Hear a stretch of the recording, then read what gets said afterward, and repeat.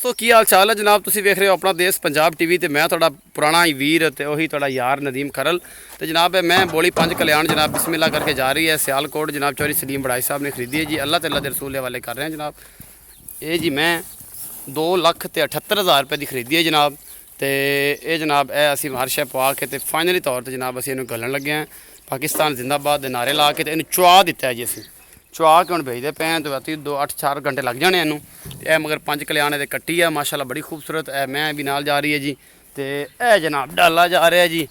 तो गड्डी का नंबर विखाने जी तुहानूं। अल्लाह दे रसूल वाले करन लगे जी असीं इनू। बाकी लेने देने मतलब 13-27 नंबर है जी। यह गड्डी का नंबर है जी। तो यह तुहाडे सामने है जी सारा कुछ।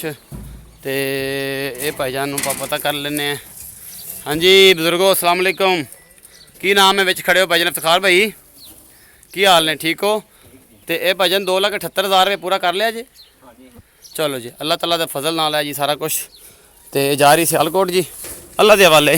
पाकिस्तान जिंदाबाद, पाक आर्मी जिंदाबाद। अपना बहुत सारा ख्याल रखा जे। वीडियो लाइक शेयर तो कमेंट जरूर करा जे। अल्लाह निगहबान।